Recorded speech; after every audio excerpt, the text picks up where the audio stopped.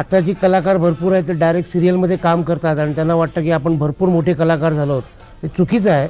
Is an actor who graduated from Marathi stage to becoming one of the most successful heroes of Marathi films. Ladies and gentlemen, please welcome Lakshmikant Berde.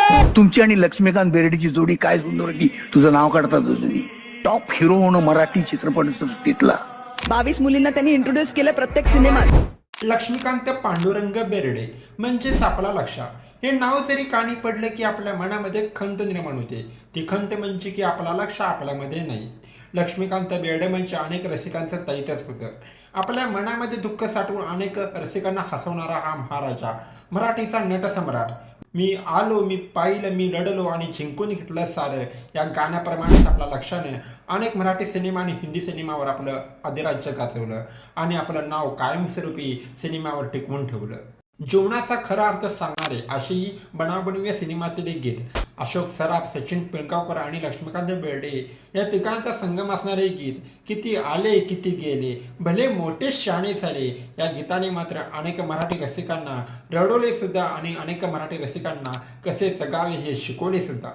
Sachin Pilgaonkar रिकीट नवरा माझ्या नवसाच्या पहिल्या भागामध्ये बाबू काल्याची भूमिका ही लक्ष्मीकांत बेर्डे यांना देण्यात आलेली होती. परंतु तेव्हा लक्ष्मीकांत बेर्डे यांची तब्येत ठीक नसल्यामुळे ही भूमिका प्रदीप पटवर्धन यांना देण्यात आलेली होती. लक्ष्मीकांत बेर्डे यांच्या सिनेमाची जितकी चर्चा होत होती तितकी चर्चा त्यांच्या खासगी आयुष्याची देखील होत होती. लक्ष्मीकांत बेर्डे यांनी त्यांचं पहिलं लग्न रुई बेर्डे यांच्यासोबत केलेलं होतं, परंतु त्यांचा जास्त काळ संसार टिकवू शकलेला नाही. लक्ष्मीकांत बेर्डे आणि रुई बेर्डे यांचा एकत्रित सिनेमा म्हणजेच कमाल माझ्या बायकोची. कमाल माझ्या बायकोची या सिनेमामध्ये लक्ष्मीकांत बेर्डे आणि रुई बेर्डे यांनी एकत्रित काम केलेलं होतं.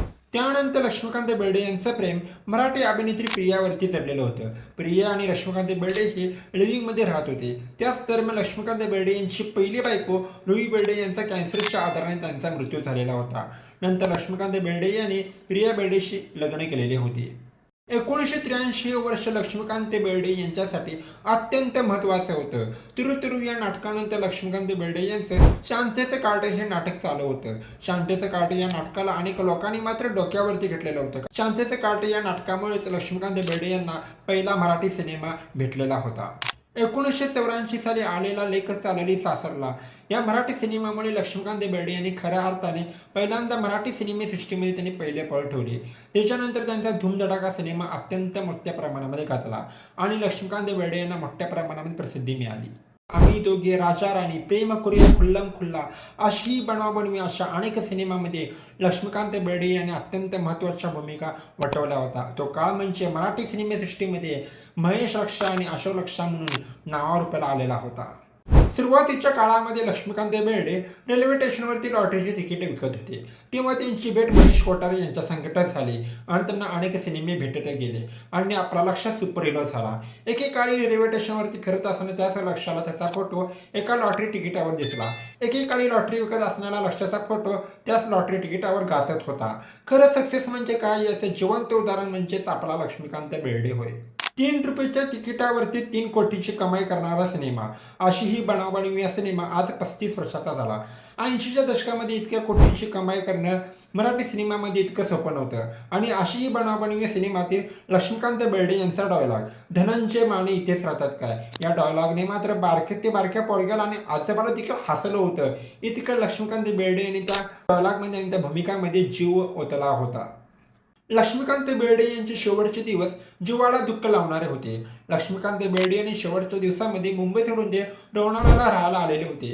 लक्ष्मीकांत बेर्डे यांची तब्येत खूपच ढासळत चाललेली होती आणि लक्ष्मीकांत बेर्डे त्यांच्या शेवटच्या दिवसामध्ये त्यांनी त्यांच्या संपूर्ण कारकिर्दीमध्ये ज्या ज्या भूमिका केल्या त्या भूमिका बघून ते एकटेच हसत असत. अखेर 16 डिसेंबर 2004 साली लक्ष्मीकांत बेर्डे म्हणजेच आपल्या लक्षाने जगाचा अखेरचा निरोप घेतला.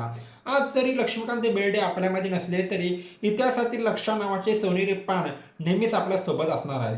आपल्या लक्षाने सिद्ध देखील केलेलं होतं. मी आलो, मी पाहिलं, मी जिंकून घेतलं सारं या गाण्याप्रमाणे लक्ष्मीकांत बेर्डे म्हणजेच आपल्या लक्षाने आणि रसिकांच्या मनावरती जिंकलेले होते आणि अनेक सिनेमे त्याने जिंकून देखील दिलेले होते. हल्लीच लक्ष्मीकांत बेर्डे यांचे जवळचे मित्र महेश कोठारे यांनी एक मोठी घोषणा केलेली आहे. आर्टिफिशियल इंटेलिजन्सच्या सहाय्याने ते पुन्हा लक्षाला साकारणार आहेत.